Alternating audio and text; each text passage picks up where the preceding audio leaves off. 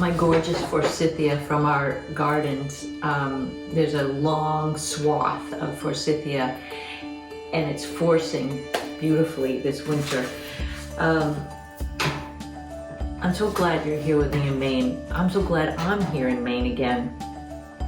And you can tell, you know when your soul, your heart, you're happy. You know it, you feel it. And I feel happy here back in Maine.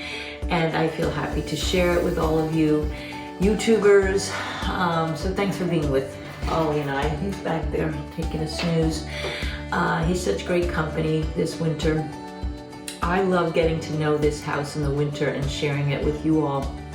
As people think, oh my gosh, Maine, it's so cold. What do you do all winter? Well, look how cheery this house is. You create your own joy, happiness, cheer, just by bringing color, by bringing plants, by bringing the sunlight in. There's lots of things you can do to situate your house in a way that it's very soul-filling and motivating for you to get up in the morning and do things. I love nothing more than spending a half day, a full day, a weekend, a large block of time in my kitchen.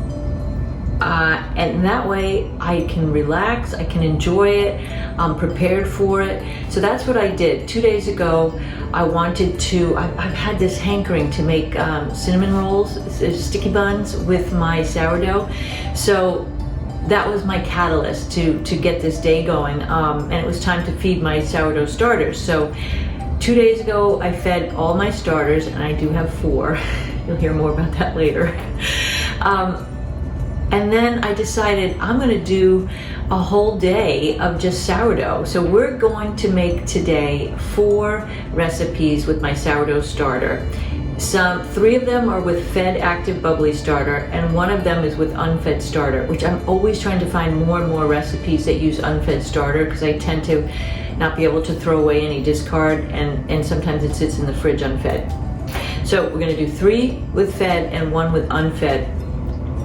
We're gonna make first off my regular old sourdough bread that I like to have every week. I'll put the recipe to that. I've shared it before, and there's also old videos. Go back and watch some of my older videos where I go through the whole process of making the bread, because I'm not gonna show that all today.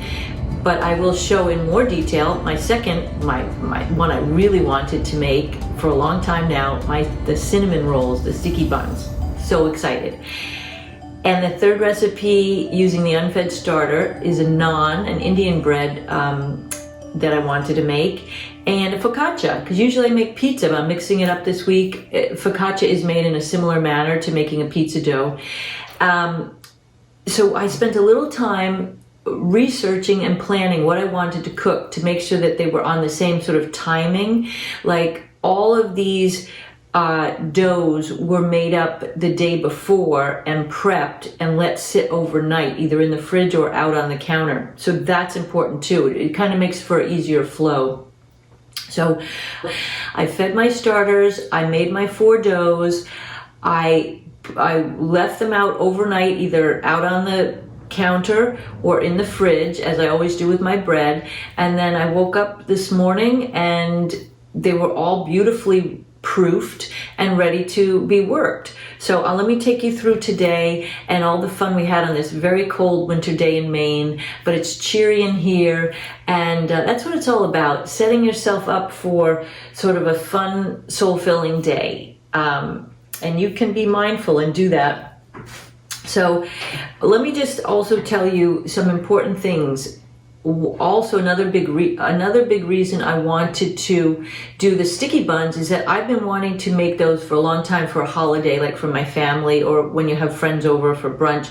And that's not a recipe that you just want to wing it, the day of the event, because that creates a lot of stress and probably doesn't add to your success, I'm going to guess, because there are recipes that need to get the kinks out. You need to get familiar with them. You need to get your flow and your timing. And a lot of sourdough recipes are like that. And once you've done it 1, 2, 3 times, it's easy. So I'm gonna get the kinks out today out of these recipes that I haven't done before, or like in the case of focaccia that I'm not familiar with enough, and I never get enough of a rise on my focaccia. I'm still working on that, so there's a lot of practice involved.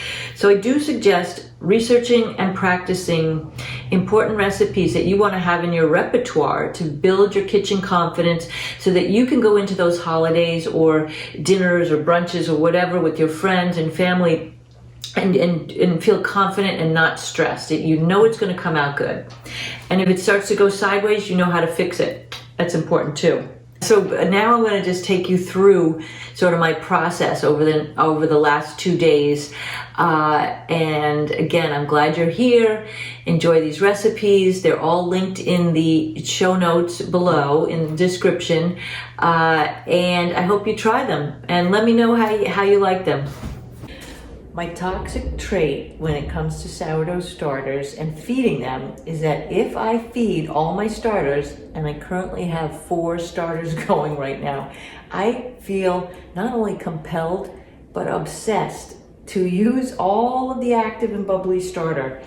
It frustrates me to no end if I have to put a fed starter back in the fridge. What is wrong with me? So follow me on today. I fed all my starters yesterday and I used all the active bubbly starter. So I'm making 4 different things this morning. I'm making my regular sourdough basic country bread from Tartine's recipe. I'll link that in the notes. I basically make that every week or every other week, but I'm adding to that because I had to use this starter. I'm making a focaccia, I'm making a non-dough, and I'm making, for the very first time, and I'm so excited about this one, I'm making cinnamon rolls. And as you'll see, I put my own twist on it, so I've named them Sue's Maine Maple Sticky Rolls. So glad you're here this Friday. It is freezing and so windy in Maine, but look at how cheery my dining room looks with all these Icelandic poppies that came from Porch Farm and my forsythia. I'm just forcing spring and cheeriness into my cold environment here in Maine, but it's magical in here. The house smells amazing with the smell of bread and my sticky rolls. Speaking of sticky buns, first up on today's baking agenda, I used Lisa's on Farmhouse on Boone, her basic recipe. So what happens with this recipe is the night before you mix the dough and you use a ½ cup of sourdough starter, which is active and fed, about 113 grams, a ½ cup of warmish water, 118 grams, 4 cups of all-purpose flour, 540 grams, a ½ cup of coconut oil she called for. I swapped in olive oil there, a ½ cup of honey. I didn't have it, so I used a ¼ cup of honey and a ¼ cup of maple syrup, delicious, 2 eggs, and that's what goes in the dough for the night before. And then here you see in the morning, I'm kneading it again, and you're taking out some of that air. You're now at this point mixing in the last 3 ingredients, which are 1 teaspoon each of baking soda and baking powder and a ½ teaspoon of salt, and you knead it again for about 5 minutes.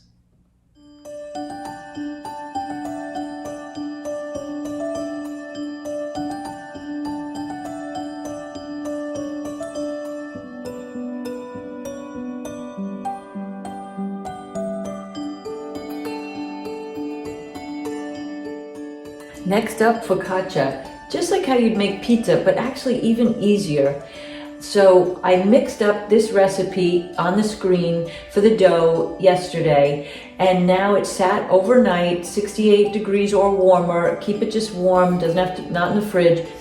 And you wake up in the morning, it's this gorgeous, airy, structured, beautiful dough. And now we're going to give it another proofing in the pan that you're going to cook it in. So the recipe I used here is 100 grams of fed sourdough starter, bubbly and active, 360 grams of coolish water, 21 grams of honey, ½ cup of olive oil, 600 grams of bread flour.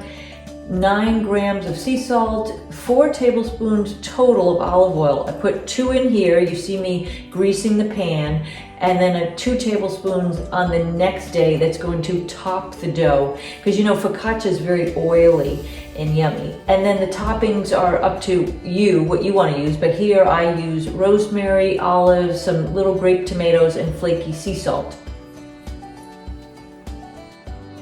Just plop the dough in your greased pan, flip it around a couple times so it's all coated in olive oil, and cover it in a damp towel and let it sit for about 2 hours until doubled in size, and then you'll be able to bake it and put your toppings on. I'm taking out my basic country sourdough loaf that I make every single week, always with the same ratios. Sometimes I change up the flours a bit, but I always use 600 grams of flour, 400 grams of warm water, and 200 grams of starter, fed starter, and 15 grams of sea salt. While my sourdough is baking, I'm multitasking, and I'm going back to my sticky bun recipe and mixing up the filling for the sticky buns. And here, I'm going to show it to you because this is a big mistake that I made, but I'll walk you through it. The recipe called for softened butter. And any of you out there, watch what I'm doing. I'm sure you're gonna know my mistake, but let's run it through. Again, tweaking, you saw I should not have melted the butter. I should have just softened it. It's way too liquidy.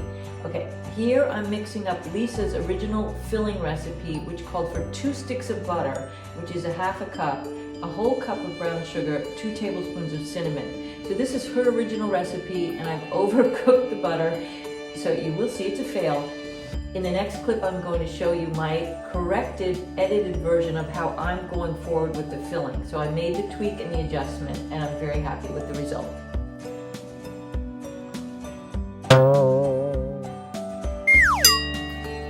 See what I told you about working out the kinks? Epic fail, way too wet. This would leak out, ooze out of our sticky buns. We're going to take 2, and we're going to separate out the butter from the dry filling, and you'll see that in a minute. Lessons learned. I do realize as I'm editing this, this is really sort of intermediate to advanced type home cooking, because there is a lot of time management and gap fill tasks to think about with this these baking days that I've set out for myself, which my mind loves. Things like start, cooking task A, then do B. While B cooks, start C, go back to A. What can I say? I'm a Gemini. I like to do a lot in one day and maximize my cooking time. And really, it's not as hard as it sounds. Once you get used to it, and the stove is on, so you want to cook 2 different things back to back while you're prepping something else. Okay, now that the bread is out of the oven is still hot, I'm going to get my sticky buns into the oven. I've prepped that dough and added the baking soda and baking powder and salt, and you saw, and it has sat and waited nicely. It probably waited, 20 minutes in that bowl. It's fine. So now I'm going to roll it out onto a floured surface, put the fillings in, cut it up, and get it into the oven. This sticky dough recipe makes up the most beautiful dough. The viscosity, the plumpness, the softness, the stretchiness. It's just a very pliable, beautiful dough to work with.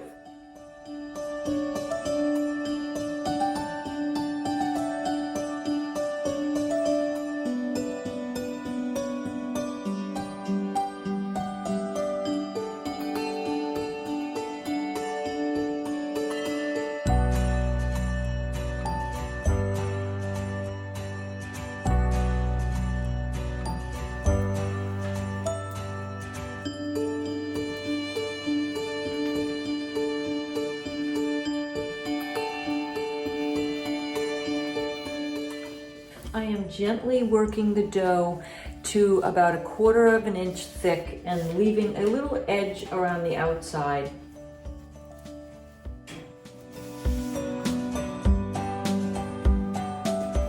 My recipe for the filling, I used half the butter, 1 stick of butter, softened, 2 tablespoons of cinnamon, 1 cup of brown sugar, and I added a tablespoon of flour. So that will keep, it's kind of like a pie filling, that will keep the filling from oozing out, and it really made a difference.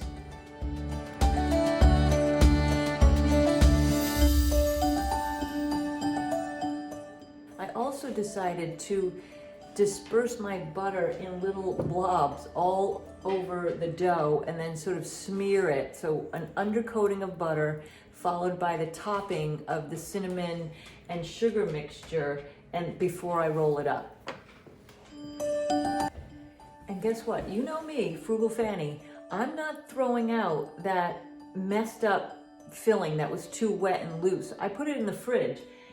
That's a beautiful cinnamon butter that I'm going to smear on like my toasted sourdough or make French toast. There's gonna be a lot of uses for that, so I never throw anything out. There's always some way to use it. So yes, a fail for the filling of this, but not a fail for future other uses.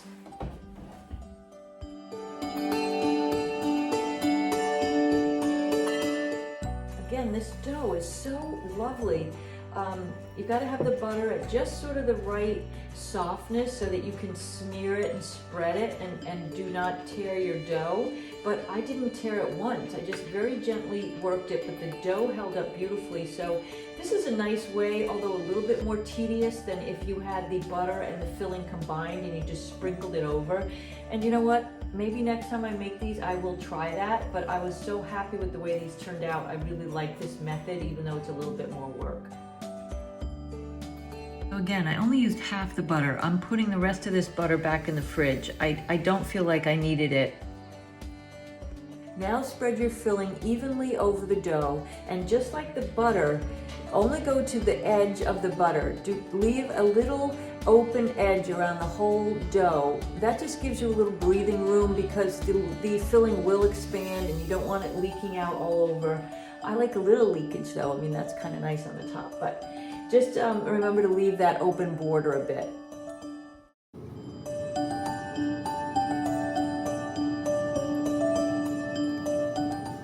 Okay, now the fun part. We're going to roll the dough ever so carefully and gently. Try to keep it an even roll and as tight of a roll as you can to make that nice swirl. So just take your time. So you might want to use your bench scraper to kind of help the dough pick it up off of the cutting board.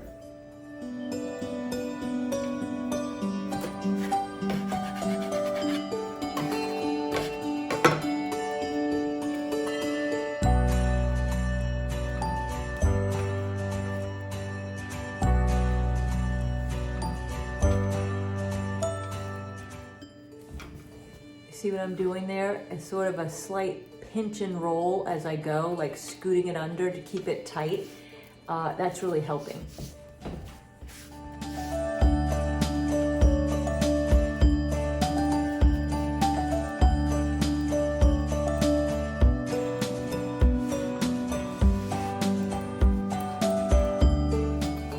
Now I'm making 12 equal cuts.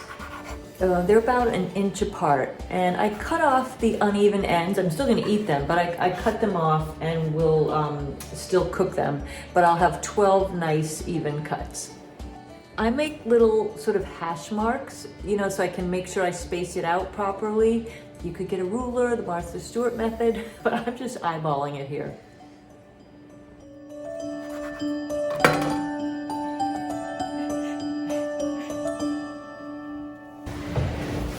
I would have loved to use my cast iron skillet to cook these, but I don't have it here, so I just greased my little aluminum pan, and it's actually going to fit. I think I cooked 9 in there on one pan because they're a little bit small. My oven's very small.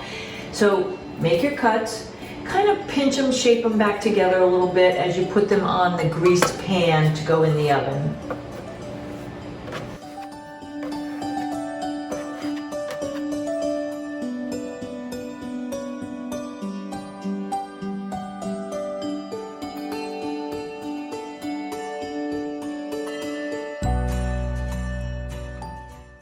I decided to top each of my sticky buns with a little splop of butter. I think it gave it a little something in the end, a nice richness. Pop them in the oven, preheated oven, 375, and they're gonna cook for 20 to 25 minutes or until the rolls are lightly browned and the dough is cooked all the way through. And I used a temperature gauge, just like I do on my bread, to make sure I didn't have mushy centers. So you want to take the gauge, you want to cook them until they're about 190. For the sauce, this is very subjective. Some people like it thick and almost cloyingly sweet. I prefer to have more like a drizzle. So I'm doing a cream cheese with cream, and my special twist is this maple cream that I get up here in Maine. So those three elements and a little bit of, my sister Peggy sent me some vanilla powder instead of the liquid vanilla, and I sprinkled some of that in. So I'll put in my recipe. Phew, you still with me? I know it's a long day, or it's a long morning, I should say, so far, but I love it. We are now on dough number 3, the focaccia. The focaccia has now sat for about, 2.5 hours, and it's really expanded. It's at least doubled in size, and it's ready to be pushed into shape, and the toppings and the extra olive oil added, and then we can bake it. And the oven is still hot. So you see how I've hopscotching around and doing this, moving back to this, going back to that. You just have to think about your whole sort of game plan ahead of time and time it out. It's actually good fun and practice. So here's the focaccia, and my toppings again: rosemary, Kalamata olives, some grape tomatoes. What else did I put on there? There was something else, another herb. Oh, some thyme. I thought it looked really pretty, just those big pieces of thyme, and then some flaky sea salt with the 2 tablespoons of olive oil. And you'll see in the middle there, I poured off. There was too much olive oil on the bottom of the pan. I probably put in more than 2 tablespoons by accident, so just poured off a little bit. Again, kitchen confidence, knowledge. Go with the flow. You see something doesn't look right, just adjust it. No biggie.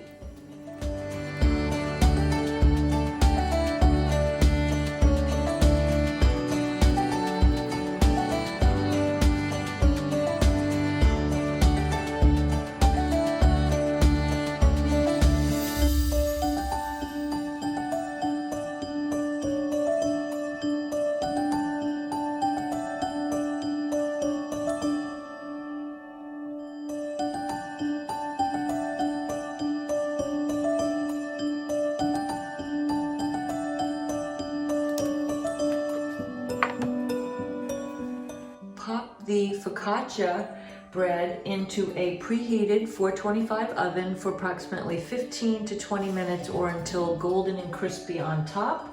While that's cooking, we're flipping back to the 4th and final dough of the day, the naan, which has sat overnight, and now it's ready to be cut up into 8 little sections, equal sections, and rolled into balls to cook off those little doughs. You may have also noticed the naan dough is a bit of a tougher dough. It's not as poofy and fluffy, but it's perfectly fine. It about doubled overnight, and it's easy to work with. It's lovely.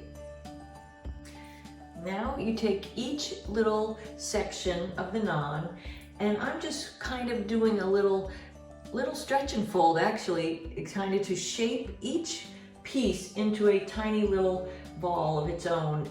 So stretch and pull it in, stretch, just go around the edge, form it into a ball, and then sort of just like you do with your sourdough, kind of pull it along gently to form a bit of a tension on the skin.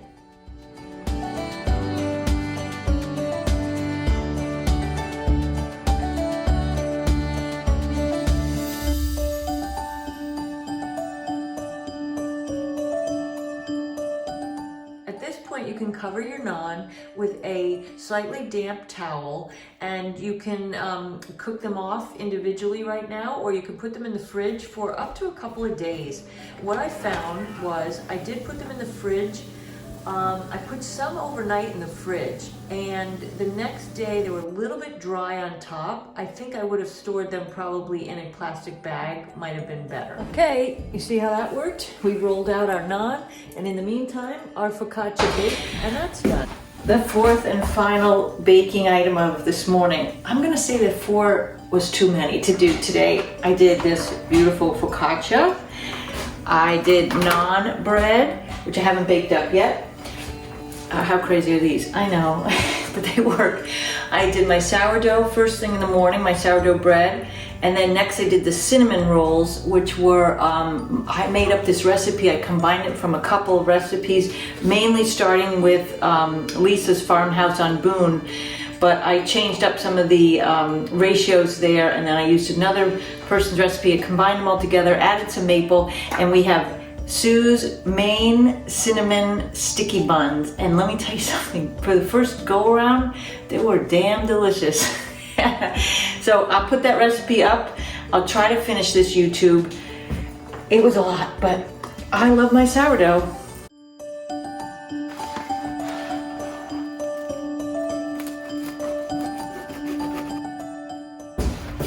Yeah, definitely 4 big baking sourdough items was a little bit too much to chew today. Bit off too much to chew. Forget it. Anyway, I'm going to taste the focaccia. I can tell already it's okay. I'm going to give it a B on the way it looks. I don't think I think I overproofed it because I was doing too many things, and so I've got some lift. But let's see how it tastes. Oh, you know what?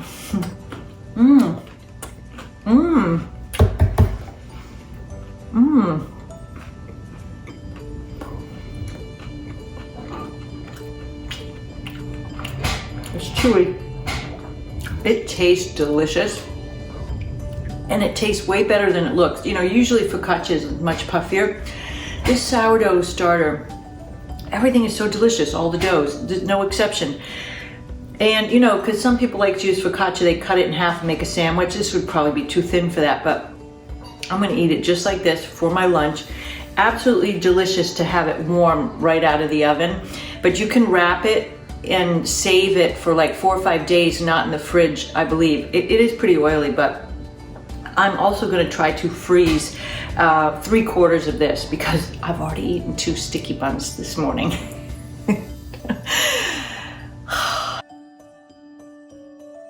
I'll tell you what, I'm out of steam. But I am determined, and I want to see how these naan breads will cook up. So I'm going to cook at least 1 and then put the rest in the fridge. But I just want to see. I did take an Indian baking class with my friend Kim in Brooklyn years ago, and we baked up some beautiful naan, really puffed up in the middle. So let's see what happens here today with these.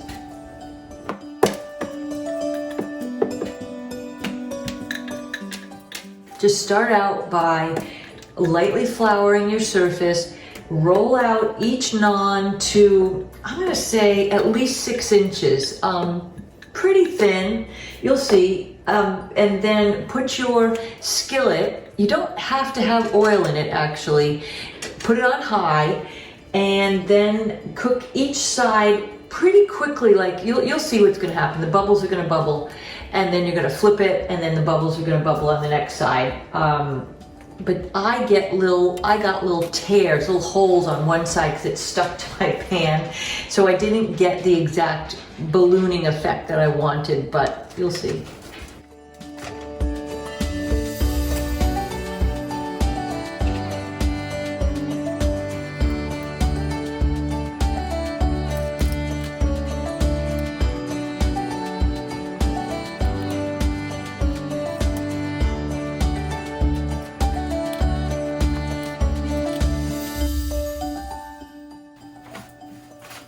I love how the naan turned out.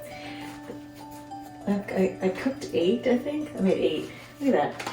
I let them cool in the towel, and I think they're cooked all the way through. You saw them blow up, which they're supposed to, and then you flip them.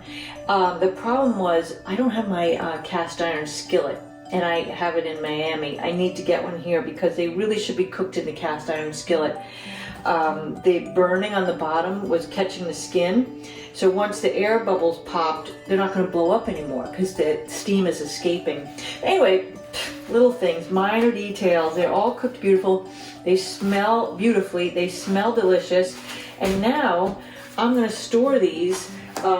You could store them in the fridge for a few days. I'm going to actually freeze these until I want to use them, and they're going to be perfect.